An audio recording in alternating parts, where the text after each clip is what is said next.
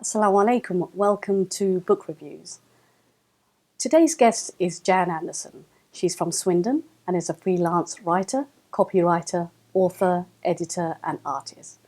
Jan also runs and owns several websites, including one of the UK's premier resources for older parents, mothersover40.com, and a website to support families affected by the loss of a loved one to suicide, childsuicide.org. So let me welcome to the studio, Jan. Hello. Hello, Jan. Welcome Thank to you. Book Reviews. Can you tell me a little bit about yourself? I was just given an intro, but can you tell me about your background as well? Yeah, I was raised in Worthing, Sussex with my brother. I've also lived in Stockholm, Sweden, the north of England, and since the late 80s I've lived in Wiltshire. Okay, and you're a multi-talented lady, I can see. But today you've come to talk about your book, Yes. Chasing Death, Losing a Child to Suicide. It's about your son who took his own life back in 2009. Well, the book was published in Yes. 2009. It's quite a sensitive subject to write about. So can you tell me a little bit more about the book? Yes, it was an incredibly sensitive topic. I mean, when my son passed away, I didn't want him to have died in vain. So I believe that something positive has to emerge from every tragedy. And for me, I felt this insatiable desire to help other people, both families who've lost a loved one to suicide and young people suffering from depression. A lot of the grief recovery books that I read were remote and academic and didn't really connect the brutal aftermath of losing a child to suicide. So therefore, Chasing Death, although it's not a grief recovery book as such, it attempts to connect to the raw grief of families. Okay, because I know suicide affects every community, every country in the world. And because it's not talked about in some places, it doesn't mean that it's not actually, happening.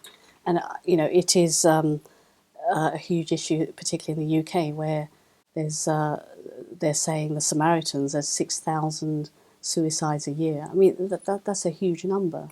It is a huge number. And again, as you say, it's not spoken about. And I think because there's still this stigma attached to suicide, a lot of people who are feeling depressed maybe are afraid to seek the help that they need. They're afraid to talk to people about how they're feeling, which is dreadfully sad. I mean, last year in October, a campaign was launched to highlight male suicide under the age of 45. I saw a quote actually. You once said that I'm determined to be a victor of circumstance, but not a victim. So Exactly. is that the reason why you decided to write that book, to sort of to show that, in a sense? Not necessarily. Well, like I said, something positive has to Yes, emerge from every yes. tragedy. But I really felt, that I had to make sense of such a senseless tragedy. I felt this Yes, yes. desire to help other people. I also saw it as an avenue to raising money for charity because £1 from every hard copy of the book goes towards Kidscape, which is the UK charity dedicated to keeping children safe from bullying and abuse. No, that's interesting subject, and I think you're very brave to talk about that. And I mean, how long did it take you to write the It book? took 6.5 years to complete, but Oh, really, that not long? 6.5 years to write, because obviously it was incredibly difficult emotionally. Yes, yes. So I would go for weeks and months without writing a single word on the book. But because it's not just Christian's story, it's about the story of a wide range of families from diverse situations. I see. So obviously I had to spend a fair bit of time conducting research and finding families who would be willing to share their experiences in the book. I And see. also, I needed to be able to write from the perspective of somebody who was several years along the grieving road, just to show that it is possible to move on with life whilst still mourning the loss of a child. Yes, absolutely. And I think, having said that, what kind of feedback have you had from people The who've read your book? feedback has been absolutely phenomenal. I've received wonderful emails from around the world, but also very heartbreaking emails. And I formed friendships with many amazing people purely through shared tragedy.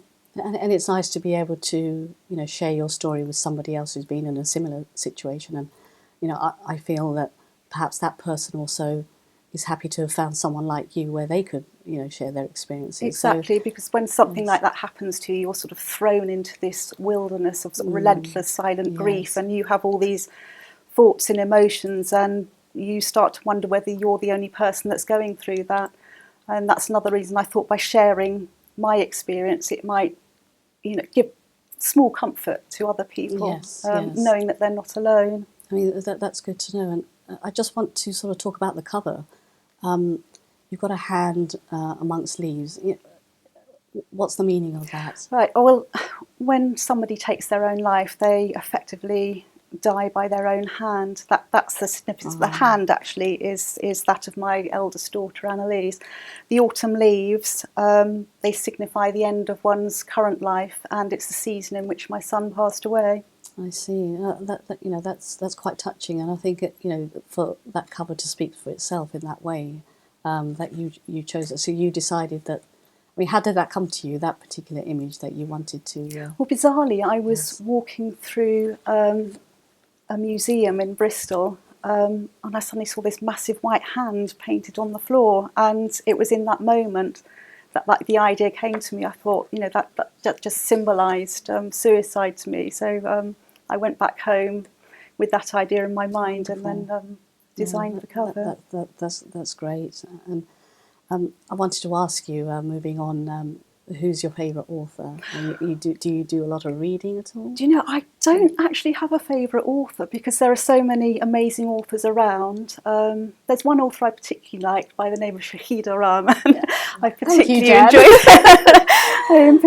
enjoyed her novel Lascar. Thank you. But I do tend to be a reader of non-fiction rather than fiction, and I love anybody who can make me laugh. I must admit that when I'm reading a book, it's rather difficult for me to take off my editorial hat and enjoy what I'm reading rather than analysing and trying to correct it. No, that's great. And has anyone inspired you through the years?